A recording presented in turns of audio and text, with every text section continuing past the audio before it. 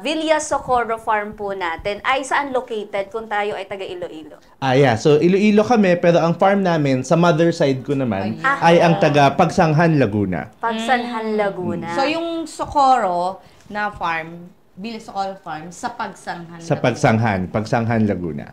Bakit Villa Socorro po? Socorro is your mother's side. Exactly, yeah. So, my father, yung father ko, gusto niyang ipangalan yung farm after my mom. Tinasabi namin parang love letter niya to para sa aking nanay. So, nanay ko si Socorro. Socorro. At Yes. ito ay, pamana ba sa kay mother? Or Yung villa. binili niyo yung farm. lupa, yung farm. Parang gano'n na rin. So, the property was pamana sa mother side ko, pero sa kanila magkakapatid.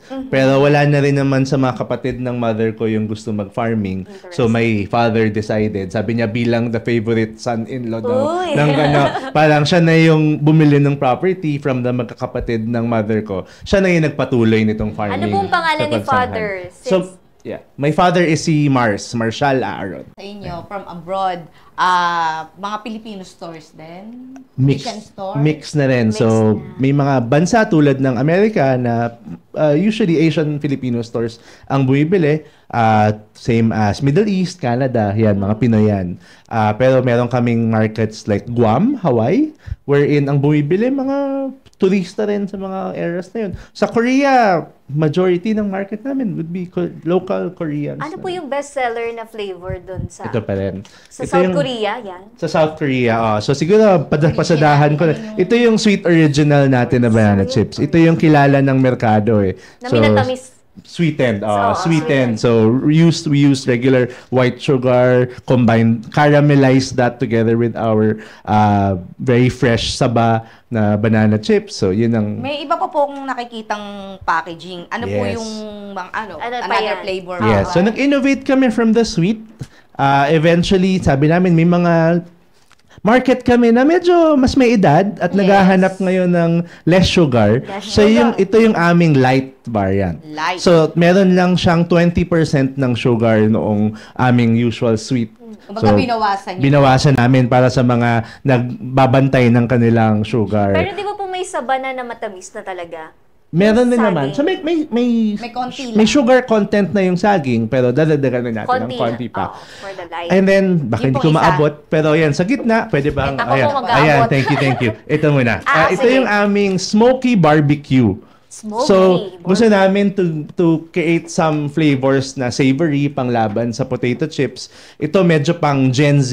Yes. Pang Gen Z na Pang ano? market to.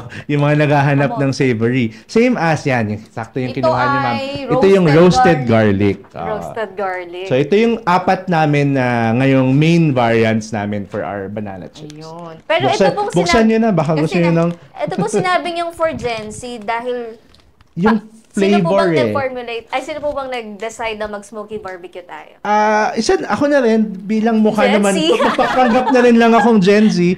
At least we try to market to across the, ito yung sweets natin, yan, medyo mas pang titas of Manila. Yeah. Wow. Ganyan.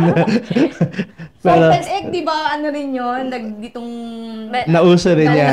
dahil nga yes. sa Korea, di ba? Yes. So mamaya pag-shift ko sa kamote, marinig niyo yung iba naming medyo ganyang kakaibang flavors pa. Okay, Kasi okay. medyo nakasanayan, ang barbecue garlic flavor, medyo common pa for chips eh. Mamaya pagdating ko sa kamote, marinig niyo yung mga medyo kakaiba pa lalong Sa flavors. Pilipinas po, kasi sa South Korea, sabi nyo yung original. Sweet original. Sweet original. So, dito naman sa Pilipinas, ano yung parang... Bestseller. Bestseller, Yung moving. sweet pa rin, yan pa rin ang nakasanayan eh. Pero now nga, sabi ko, we're trying to target more of the Gen Z.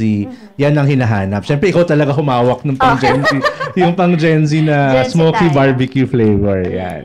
Ayan. So baka meron pa po tayong mga nakakatuwang kailangan puntahan para mahikayat silang pumunta sa Villa Socorro Farm. Yeah, so again, invite everyone nga po. Pwede kayong pumunta sa farm namin, Villa Socorro Farm. You can check our website naman, villasocorrofarm.com, Facebook, Villa Socorro Farm, Instagram, mahanap niyo si Villa Socorro Farm. Even sa Shopee, just search Villa Socorro Farm. So that's your way to contact us afterwards kasi malaking tulong to coordinate with us and, parang be part of our community. So alam namin, hindi lang yung komunidad namin sa Pagsanghan, Laguna, yung aming gustong makasalimuha, pero also the community of customers, community of visitors na pupunta sa amin sa farm. So be part of the community and be part of our family ng Villa Socorro Farm. Ayan, pinakamahalagang payo po na pwede nating maibigay sa mga nais ring magtagumpay sa negosyo. Be okay with failure. I think yun pala, hindi mawala yung times na pababa talaga yung negosyo, mahirap talaga magnegosyo. Kailangan tibayan ng inyong mga sikmura, basta importante ay nandyan ang inyong puso sa inyong ginagawa. Yun ang importante. Dahil again, saging lang ang may puso. Yun!